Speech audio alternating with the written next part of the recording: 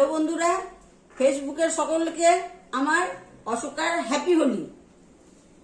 তার জন্য আজকে হ্যাপি হোলির জন্য আমি আজকে কাঁঠালের সবজি বানাচ্ছি চিংড়ি মাছ দিয়ে।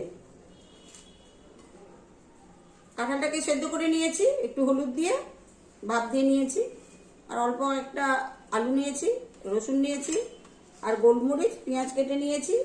এখন আমি এগুলোকে ভাজা করব। অশোকার হেসেল করে আপনারা সকলেই আসুন, দেখুন কিভাবে করতেছি। হ্যাপি হোলি। কড়াই গরম হয়ে গেছে, এবার আমি তেল দিয়ে দিচ্ছি। এবার আলুগুলো আমি ছেটে দিচ্ছি।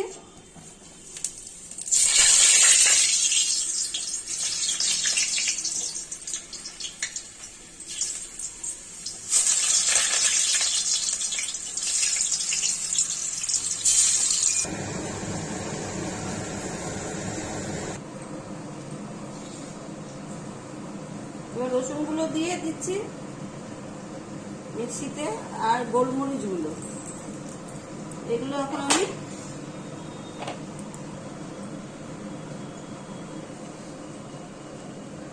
পিষে নেব। হ্যালো বন্ধুরা, আলুগুলো সুন্দর করে লাল লাল করে ভেজে নিয়েছি, একদম খুব সুন্দর করে ভেজেছি।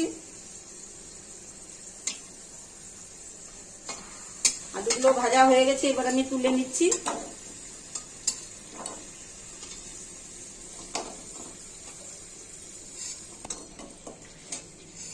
চিংড়ি মাছের মধ্যে অল্প করে লবণ দিয়ে দিচ্ছি, দিয়ে অল্প করে হলুদ দিয়ে মেখে নিচ্ছি। অল্প জিনিস, সবই অল্প। এবার তেলের মধ্যে চিংড়ি মাছগুলো ছেড়ে দিলাম।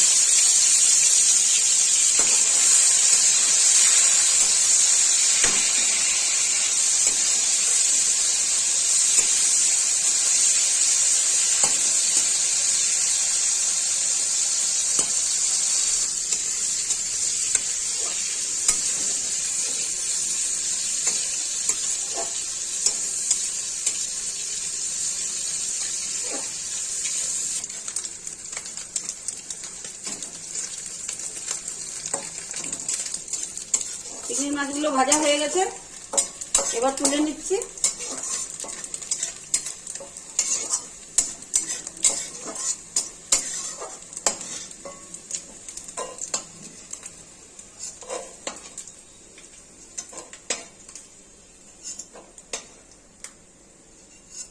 কাঁচা শুকনো লঙ্কা ছেড়ে দিলাম, আর কতগুলি তেজপাতা দিয়ে দিলাম ছোট ছোট।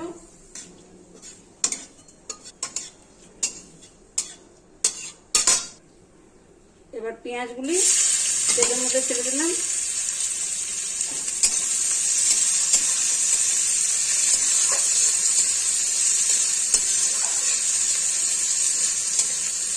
অনেকে পেঁয়াজ বেটে দেয়, আমি এইভাবে কুচি কুচি করে দিই।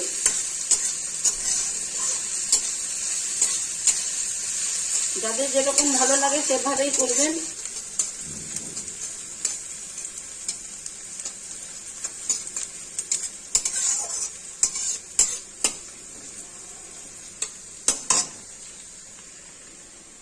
আদা বাটা, জিরে বাটা, ধনে বাটা আর লঙ্কা বাটা।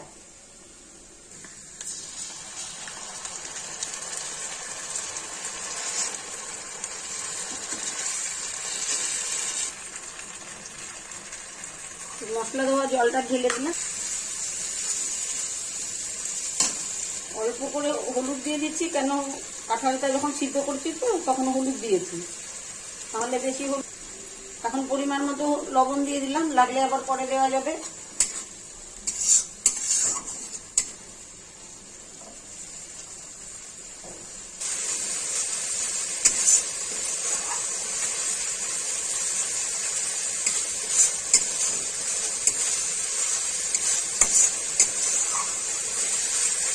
এবার রসুন বাটা আর গোলমরিচ বাটাটা ছেড়ে দিচ্ছি।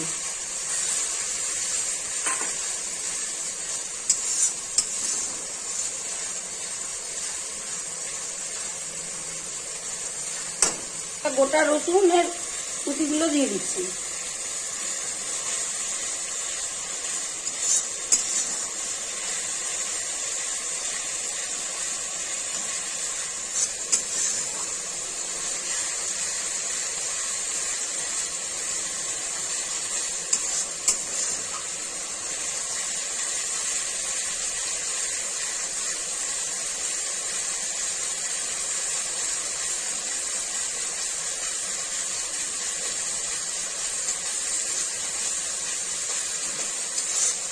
কাঁঠাল আর আলুগুলো দিয়ে দিচ্ছি।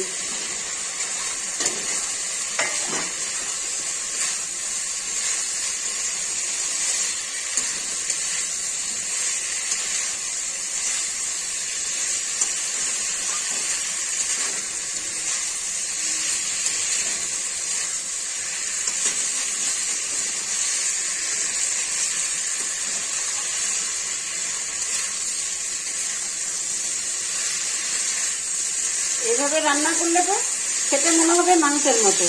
এর মধ্যে কোনো ফোড়ন দেওয়া চলবে না, ফোড়ন দিলে পরে ভালো লাগবে না।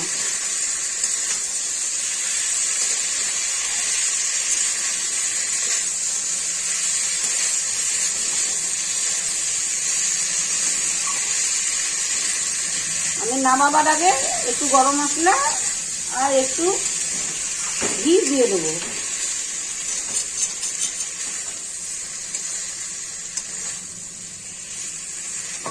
এবার চিংড়ি মাছগুলোও ছেড়ে দিলাম,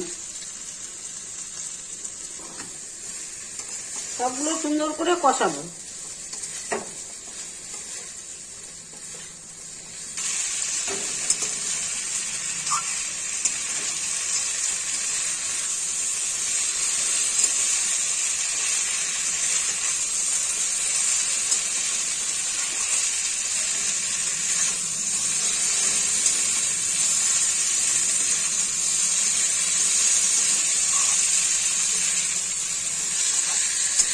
এখন আমি জল দিয়ে দেবো।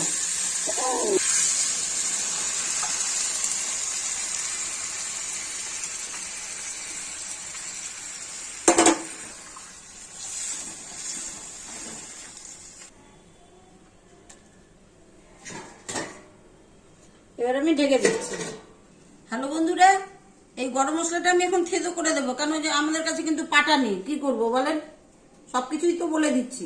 দেখেন বন্ধুরা, এটা যদি আমি এখানে থেতো করি তাহলে এদিক ওদিক ছড়িয়ে যাবে, আর আমি পেপার বা প্লাস্টিকের মধ্যে করে দিয়ে যদি থেতো করি তাহলে জিনিসটা নষ্ট হবে না। পয়সার জিনিস তো, নষ্ট করে কি লাভ বলেন। ঠিক এভাবে নিয়ে আমি এভাবে থেতো করি।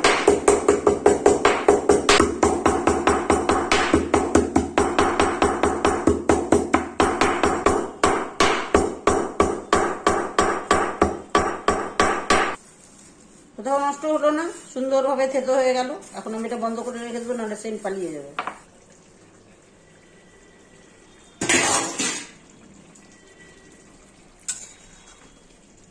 দেখেন বন্ধুরা, খুব সুন্দর করে কাঁঠালের তরকারি রান্না হয়েছে।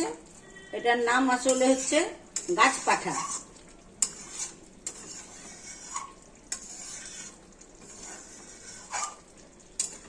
যেমন মাংস রান্না করে ঠিক জাস্ট এইভাবে রান্না করতে হবে, তবেই হবে এই কাঁঠালের তরকারি বা গাছ পাঠা নামেই পরিচিত।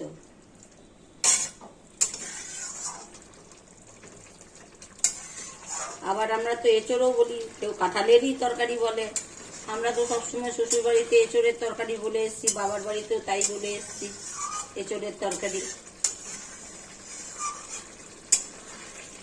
এরকমই একটু নামাবো, কারণ সমস্ত ঝোলটা আবার টেনে নেবে তো, তার জন্যই এখন আমি গরম মশলা আর ঘিটা দিয়ে দেবো।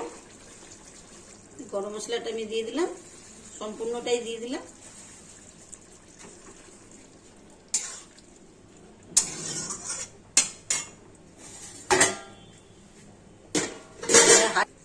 ঢাকনাটা তুলে দিচ্ছি, তার জন্যই আমি হাতটা ধুয়ে ঘিটা নিতে গেছি। ব্যাস এতটাই দেবো, এর বেশি দেবো না, তাহলে ভালো হবে না। সব জিনিসের একটা সিস্টেম আছে যে কতটা দিতে হবে না দিতে হবে। ব্যাস হয়ে গেছে, এবার আমি নামিয়ে দিচ্ছি।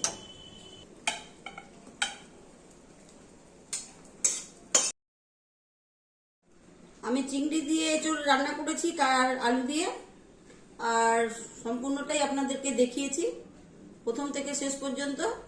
আমার ভিডিওটা আপনারা অবশ্যই দেখবেন। আর এটা আমি উপলক্ষে বানিয়েছি, হোলি উপলক্ষে, এটাই মনে করে নেবেন।